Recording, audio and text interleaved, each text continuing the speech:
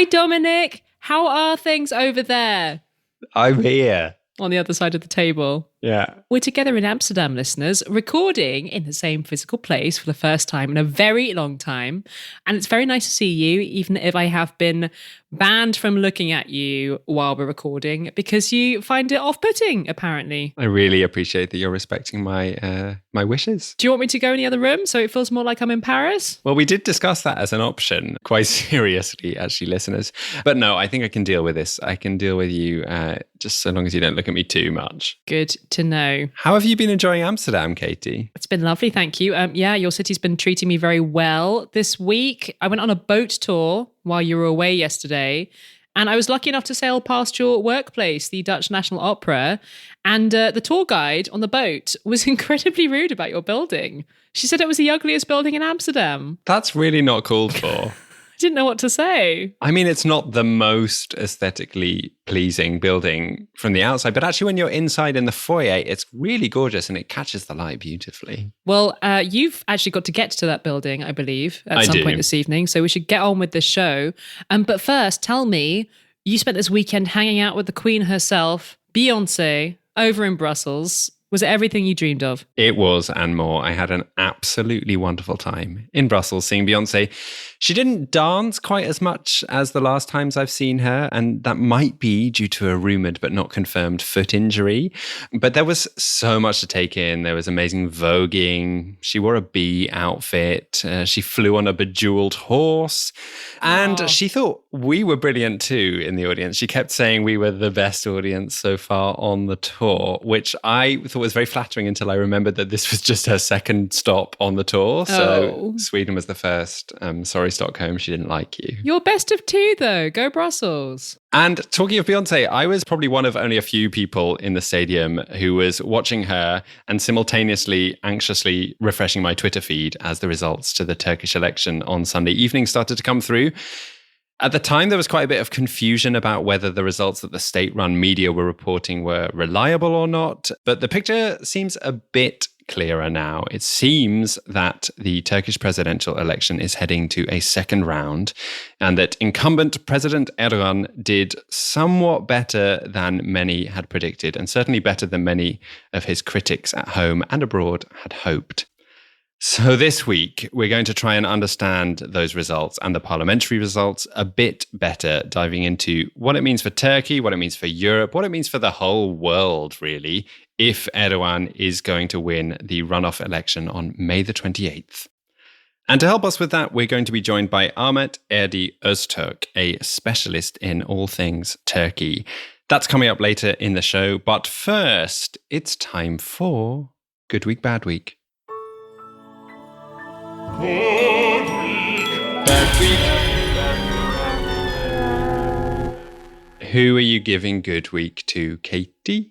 I'm giving good week to the leader of Germany, Olaf Scholz, after his government announced a massive package of aid to Ukraine over the weekend.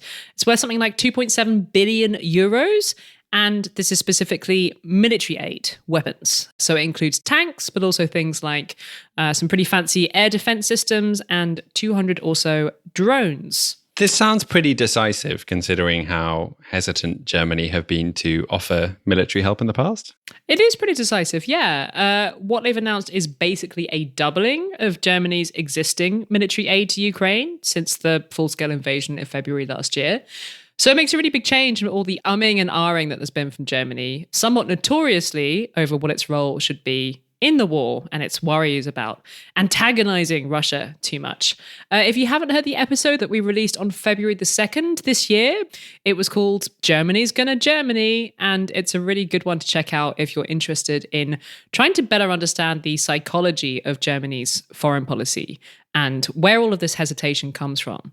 But yeah, given that Olaf Scholz made this big announcement last year that he wanted Germany to take on this new leading role in Europe's security and build up its military in the face of the threat posed by Russia, and then Germany basically didn't do that for months after that big announcement, given all of that, this feels like a win for Scholz. That speech that he gave last year was called the Zeitenwende speech. Zeitenwende means turning point. And it feels like that turning point might actually be starting to happen in a concrete way. It's a very slow turn. Famously, when you're driving, you are supposed to take corners slowly. So That's true. safety first. This must all be quite a relief for Ukraine, presumably. They really need more weapons right now, right? Yeah, so President Zelensky has been on a bit of a European tour over the past week, trying to rally fresh support and, crucially, weapons. He's been through France and Italy in recent days. France has also pledged to send some more tanks and provide more training to Ukrainian forces as well. And as we're recording this, Zelensky has just landed in London for talks with Prime Minister Rishi Sunak. But the push for weapons is seen as especially important at the moment because it is widely believed that Ukraine is preparing to launch a big counteroffensive against Russia. Some people think that this counteroffensive has already begun, even. The other reason why Zelensky is really keen to secure more weapons deliveries is because there's elections coming up next year on the other side of the pond in the United States. And whoever ends up winning, there's a decent chance that US support is going to scale back. European governments seem a bit worried already that the presidential campaign could make Biden less interested in loudly supporting Ukraine because it's something that the Republicans could attack him over, like, why are you spending all of our American money on this war half a planet away kind of thing? Because the US has put an astonishing amount of money into defending Ukraine, right, so far? Yeah, huge amounts. I mean, look, the United States is obviously an extremely rich and extremely large country. But even if you take that into account, the value of the aid that has been sent from the US to Ukraine, weapons, humanitarian aid, financial aid, all of that put together, it's really impressive. In military aid alone, the US has sent about 37 billion euros worth of weapons and equipment. Sounds like a lot. It's a lot, yeah. If you compare it to Germany's 6 billion, for example, you might say there's a bit of a gap. Germany is just one European country, of course. But even if you take Europe as a whole and you look at all of the different types of aid, overall, the US has pledged like twice as much as the whole of the European Union. So it does make sense for Zelensky to push his European allies to give more right now, both because Germany, especially as the continent's economic powerhouse, probably could afford to give a bit more, and also because Zelensky might not be able to rely on the US as much in the months to come. And Zelensky actually joked about that over the weekend. He and Scholz gave this press conference together, and Zelensky said something like, Germany is now Ukraine's second biggest backer. It's overtaken the United Kingdom to get into second place. But we're looking forward to bringing Germany into first place. It sounds in general like Zelensky's getting on a lot better with Scholz than he was in the past. Yeah, it was a surprisingly chummy press conference. They used each other's first names. Scholz called him Lieber Volodymyr, dear Volodymyr, and he used the less formal du form of you when he was talking to Zelensky. And things really have got a lot better when you think about how, at the beginning of the war, Germany offered to send helmets to Ukraine just before the invasion, like 5,000 helmets, so that Ukraine could supposedly protect itself against the Russians. This is when other countries like the US and the UK were already sending weapons to help them prepare for war. And Ukrainians didn't forget the helmet thing easily. It seemed almost like a joke. But Germany has gone from that and all of this hesitation around sending the Leopard tanks to becoming a really important ally that puts its money where its mouth is and sending all of this sophisticated military equipment, including the tanks. I also read some sources saying that the Ukrainians are getting on better with Germany's current defense minister, Boris Pistorius, than they have been with his predecessor. So for now, at least, this relationship is looking a lot more positive than it has done. I know in the past that sometimes the reluctance of German leaders to give military support is because it's not always that popular with the German public. How is this going down, this move from Olaf Scholz? It's a bit difficult to tell, to be honest. A lot of the commentary that I read in the German press over the last few days sounded very positive and quite proud, to be honest, that Germany has committed to sending this aid. At the time of recording, I haven't found any opinion polls that give an indication already of whether most Germans think they're sending too much aid or not enough, reacting specifically to this new package, I mean. But previous opinion polls have been pretty mixed. As recently as January, there was an Ipsos poll in which 75% of Germans said they thought Germany should avoid getting involved militarily in the war. And that had actually gone up significantly from a year ago. More than half of the Germans asked also said that Germany couldn't afford to help Ukraine given, the cost of living crisis and other economic problems at home. Make of that what you will, I guess. But since Germany agreed to send the tanks in February, there have been some opinion polls suggesting that the percentage of the population in favor of militarily supporting Ukraine is going up, despite, all of Germany's historical baggage over going to war in general since World War II, and also things like this previous close economic relationship with Russia that Germany had. For what it's worth, Scholz's office has defended its own approach to gently convincing the nation to get behind this really quite radically different military policy. The government has pointed out that clearly Germans need time to get used to this idea of Germany being an active player in Europe's military security. And they say that taking this slowly approach has given Germans the time to get used to that. But yeah, I'd be very interested to see how Germans take this latest announcement of a big surge in weapons being delivered. So German listeners, if you see any interesting commentary or opinion polls, please send them my way. Well, I guess Scholz is already quite unpopular at the moment, so maybe that's a calculation he made. Can't be more unpopular. What's there to lose? Who's had a bad week? I'm giving bad week to the Irish Times, which is a newspaper in Ireland, because they published an opinion article that had been generated by artificial intelligence without realizing that it had been generated by AI. They, of course, aren't the first outlet to publish an article generated by AI, but they may be one of the first, at least the first that we know of, that was duped into publishing an article, thinking that it had been written by a real person. I've been in some newsrooms on some very bad days for those newsrooms, but I haven't experienced anything quite like this, thankfully. What did the AI actually spew out? It was an article titled, "Irish Women's Obsession with Fake Tan is Problematic." And it made the argument that fake tanning amongst Irish women is a form of cultural appropriation, that when a white Irish woman puts on fake tan, she is wearing a costume that allows her to experience a fleeting taste of a more exotic identity. It was said to have been written by a 29-year-old Ecuadorian healthcare administrator living in North Dublin, but it was in fact written by ChatGPT-4. This Ecuadorian healthcare worker was a made-up character. The article even included a photo of this made-up writer, which turned out to have been generated also by AI. But there must have been an actual human involved in this at some point, right? Because, if robots are also pitching articles to newspapers, then I am truly out of a job.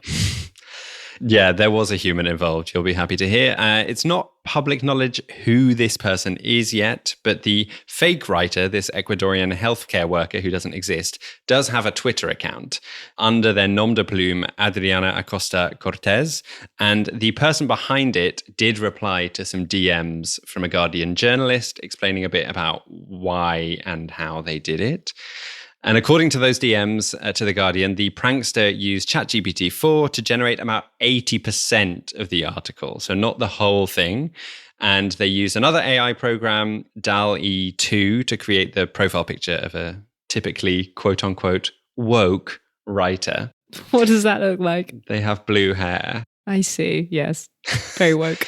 And the person behind it is not an Ecuadorian healthcare worker, but told The Guardian that they are in fact an Irish college student and that this whole thing was a bit of fun to make their friends laugh. But they also wanted to, quote, stir the shit about identity politics. They said, "I think that identity politics is an extremely unhelpful lens through which to interpret the world."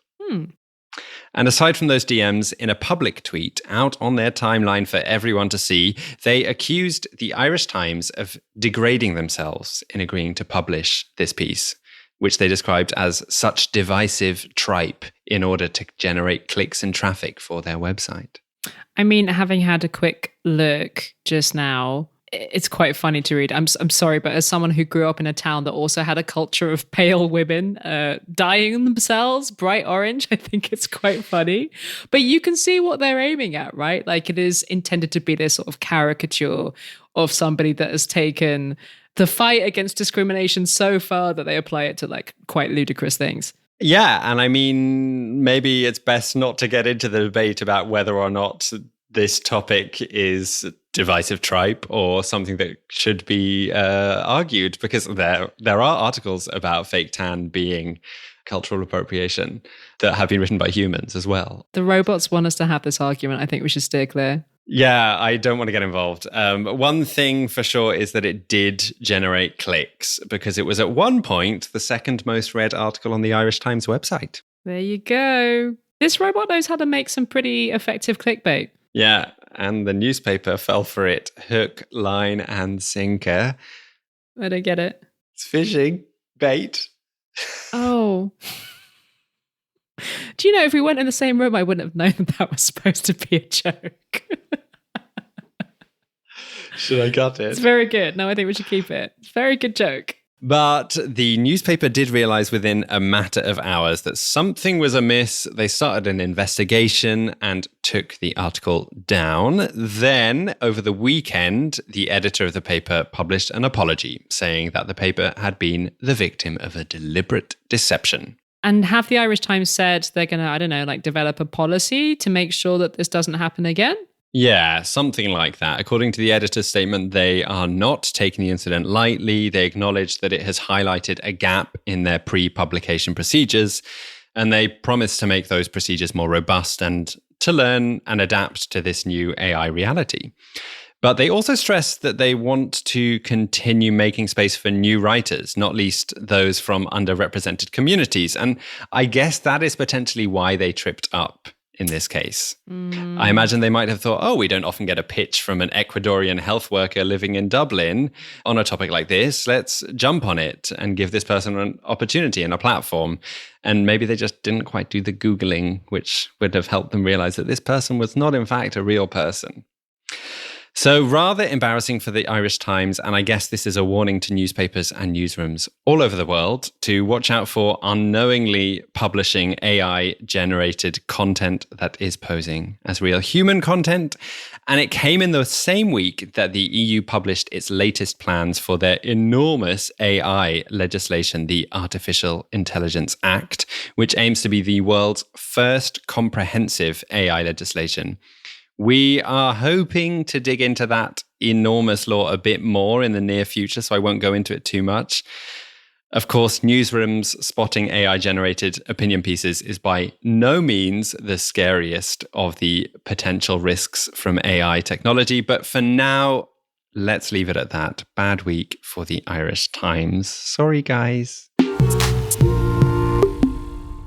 That Irish Times story was flagged up by one of our Patreon supporters, Daniel. Thank you so much for flagging that story up. We've been getting so many good suggestions from our listeners lately, so keep them coming. You can contact us on Twitter @EuropeansPod, Instagram @EuropeansPodcast, or email us hello@europeanspodcast.com, or you can become a Patreon member.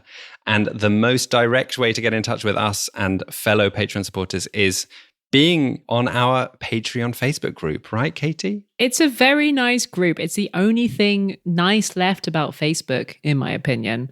And it is one of the many perks of signing up to be an extremely generous person and supporting our podcast, which truly wouldn't exist without the people who chip in a little bit of money every month so that we can pay ourselves and our producers to keep it running.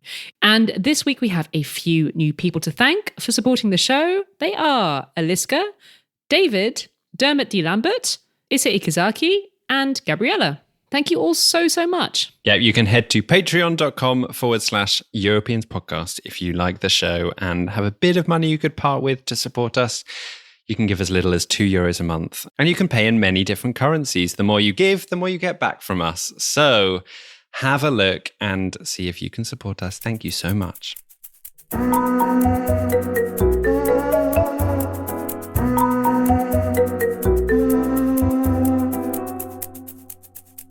We sometimes get asked when we're making this podcast, how far do you think Europe goes? Like, where does it end? Does it include Russia? Does it include Turkey? Does it include Georgia or Armenia?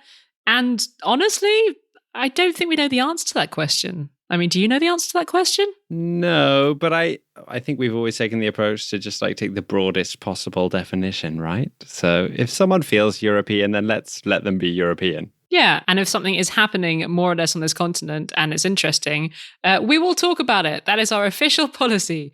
Anyway, this week, we really wanted to talk about an election that we have been following very closely. not least because it's in a country that our governments over here, further to the west in Europe, have a very complicated relationship with. And that country is, of course, Turkey. A lot of people were expecting Recep Tayyip Erdoğan, the man who has been president for more than a decade and reshaped the country. A lot of people were expecting him to lose this election. They had already started dreaming of Turkey turning in a freer, more democratic direction if he lost. To give you just one example of how people who've been hoping things might change, right now you can go to jail in Turkey for insulting the president. Erdogan's main opponent, Kemal Kılıçdaroğlu, had promised to change that. He promised that if he wins, people would be able to criticize him freely. This election isn't over. Over the weekend, Erdogan got more votes than any other candidate, 49.51% of the vote at the latest count. But he needed 50% to avoid a runoff. And that second round of the election is now due to take place on May the 28th. But how are we supposed to make sense of what's just happened and what it means for the rest of Europe? To find out, we called up one of our favourite explainers of all things related to Turkish politics, Ahmet Erdi Öztürk. He is a senior lecturer at London Met University, and among his many publications, he is one of the editors of a volume on authoritarian politics in Turkey. We gave him a ring in Istanbul.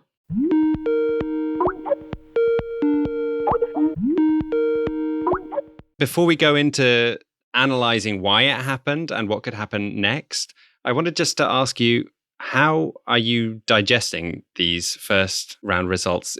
Is it what you thought would happen? I mean, since the last 5 days of the election, I thought Erdogan will get a very easy victory.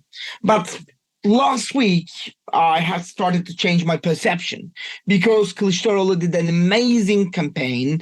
I mean, his discourse is amazing. His team is great. And it's a kind of a diversity of the Turkey. But at the end of the day, I don't need to digest the election results because when you look at the overall diversity in Turkey, Turkey is not following this pattern. And Erdogan, despite of everything, Erdogan's policy of securitization, policy of militarization, and creating a polarized society between different sects of Islam and creating a discourse regarding the ethnicity has been ended up with this solution. So I don't need to digest. I need to scrutinize the reasons behind this result. But despite of everything, I have to underline that there will be a second round and nothing is end yet. Let's get to some of those reasons then. I mean, Erdogan went into this election in quite a precarious position. There was this slow response to the devastating earthquake in Turkey a few months ago. There's an enormous cost of living crisis right now. It was thought that he would face a backlash in the polls, but that doesn't seem to have happened. Why is he still so popular with so many people? It is very surprising that the earthquake didn't make a huge impact on the electoral votes. I mean, when you look at the survey results, when you look at the polling results, the effect of the earthquake is just like ended in a month. This is the first reason. The second reason is that in a Western mindset, you can think that the economy of the households, the individual's future desires is quite important for the voting, right? But right now, what we can see that the high politics is bigger than the low politics. What is high politics? Security. I mean, the global threat, terrorism. Erdogan has managed to sell his discourse to creating that Turkey has been surrounded by the enemies. And, okay, the economy is not very good, but I am the person who can solve it, Erdogan, not this guy. And the other thing is that Kemal Kılıçdaroğlu doesn't have any success story, but Erdogan has. And what about the election itself? Can we view this election as a free and fair election? Turkey is a competitive authoritarian system, so you can't say any election is free, transparent, fair. No, Turkey has run all of these elections over the last 10, 15 years under a competitive authoritarian regime. So no, I wouldn't say that. I mean, you can make a campaign as an opposition group. You can do whatever you want. But for example, TRT, the national television, has been giving it Erdogan is 95% of their shows, 5% for the opposition. So this is not the equal chance to make a propaganda. That's depressing. This is the reality. I mean, Turkey is a Western country, obviously, but it's a Western country with an Eastern attitude. So this is the Eastern part of this political attitude. Tell us a little bit about the alternative vision of Turkey that the opposition was offering in this election, or is offering. I mean, Erdogan has created a system which is, I can easily define it as a neo-patrimonial system. And the opposition is offering indeed a better economy, indeed a better future, but at the same time offering equal rights, rights of freedom, freedom of speech, so on and so forth. So their offers are very real, but individuals didn't buy it. And what are your expectations for this next round, the second round, which is coming up on May the 28th? Could Erdogan still lose? No. I mean, my expectation, I know I'm making a very dangerous prediction right now, but my assumption is that the election will end at like 55% to 45% and Erdogan will win. And what does that mean for the country if it happens? If it will end like 55 to 45, I have a new name for Turkey, if you don't mind. You can call Turkey easily an Erdoganistan, because he will be a strong man. He will stay 5 more years. There will be no early elections and he can do whatever he wants. This doesn't mean that Turkey will be a huge authoritarian country like Russia or Azerbaijan or North Korea. No, because one of the main characteristics of the Turkish society right now, Turkey is a polarized society. One, like 50%, 55% is pro-Erdoganist. They can do anything for Erdogan, but the second biggest party is still the anti-Erdoganist.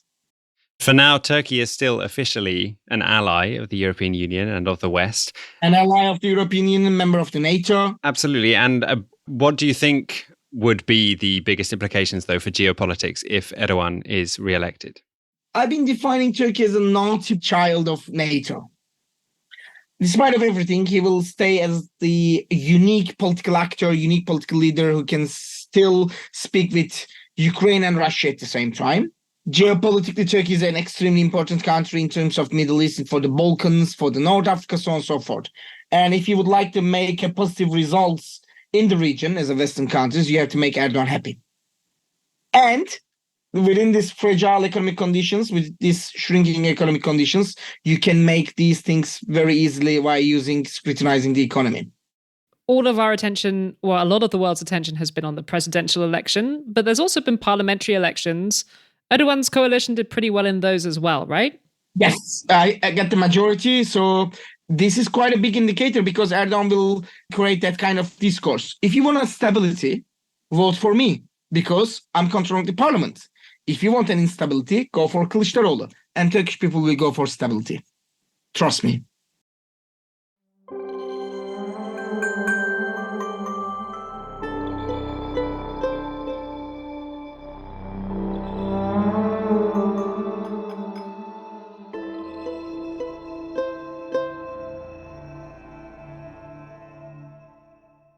Thank you so much to Ardi for joining us. You can find him on Twitter at Ahmet Erdi Öztürk. The link is in the show notes.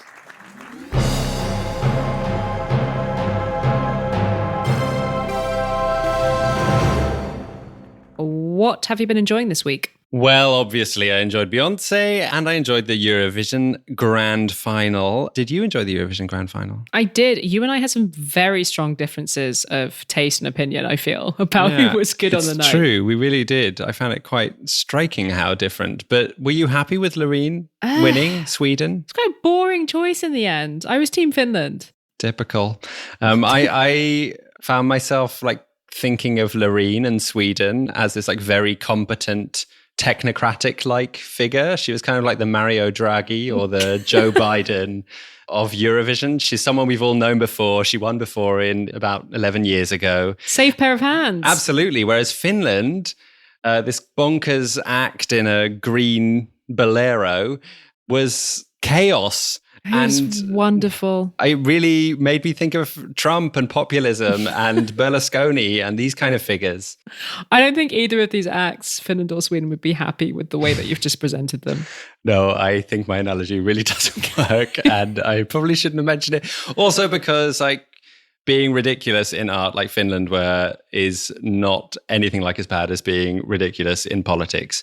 Art is allowed to be ridiculous and ugly, dare I say it? Are you saying that the... Musically. Oh, musically ugly. I mean, it was musically ugly. Come on. I liked how Graham Norton, the UK Eurovision commentator, described him as an angry Brussels sprout.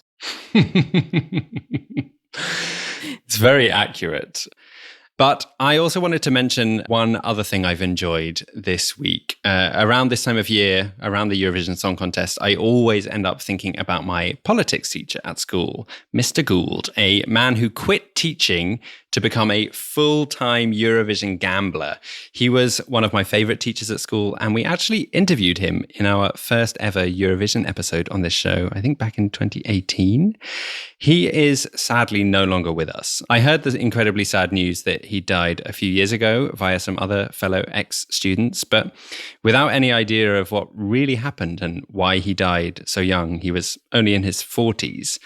And then a strange thing happened this week. A listener of this show recommended a podcast episode to us on Instagram from a show called Cautionary Tales, saying that we might enjoy it, seeing as we're Eurovision addicts.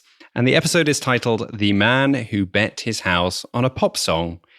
And without even clicking on the link, I had chills because I knew immediately that this was an episode about my former politics teacher, Mr. Gould. And indeed it was. And it was an excellent episode. It is co-hosted by an old friend of Daniel Gould. And among other things, I finally found out what had happened to him and why he had died so sadly, so young.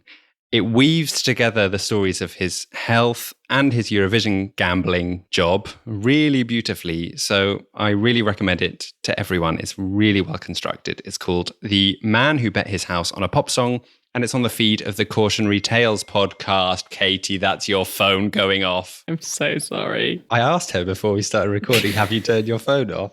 Yeah, but normally we're not in the same room, so it doesn't matter. I would have muted at this point. Oops. Sure. What have you been enjoying this week, Katie? I've been getting stuck into a very enjoyable Swedish novel that came out a full decade ago. So apologies once again for being very late to the party with one of my cultural recommendations. It's The 100-Year-Old Man Who Climbed Out the Window and Disappeared. Do you know that book? No, but it's a great title. Yeah, we got a lot of The Man Who Did This Thing recommendations this week. It's a great book. I'm enjoying it very much. If you don't know it, it is a dark comedy about Adam Karlsson, who is a Swedish man who decides to run away from his old people's home on his 100th birthday, which leads him to a very unexpected adventure. The book is also in large part a retelling of Adam's life story, which just so happens to intersect in major ways with a bunch of the biggest events in 20th century history, from the Spanish Civil War to the Cold War. And it's very, very funny. I really like how this book manages to keep this jaunty tone up while retelling this completely insane life story. It's not new at all, but it is a really good read if you're looking for a book that zips along at a good pace and also has some darkness to it. It's perfect reading for my holiday in Amsterdam. Sounds great. You had time to read a book, but no time to see me.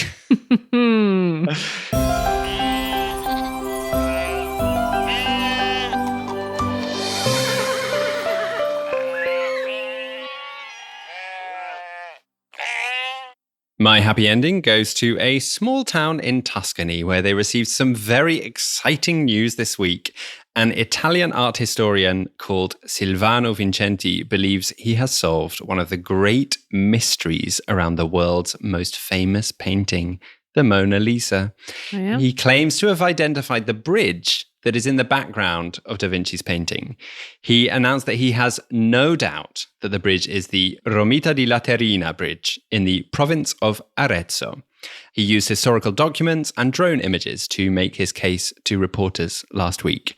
One of the keys to cracking this case was the number of arches of the bridge, which seems to tie up with how many arches there were in this bridge perfectly. Unfortunately, only one of the arches of this real-life bridge still exists, but Vincenti did meticulous work to deduce that there were originally the same number of arches as are in the painting. Anyway, all of this seems to have caused quite a bit of excitement in the local town. There are now calls from locals to protect what remains of this bridge.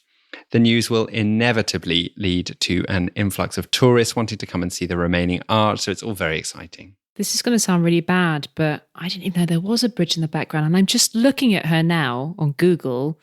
I had to squint really hard to see it. But there is indeed a little bridge there. There is. I'd also never noticed it either. There it is. Beautiful bridge. Beautiful bridge. The only downside to this news is that up until now, one of the most compelling theories about the bridge had been that it was the bridge in a neighboring town, Ponte Buriano.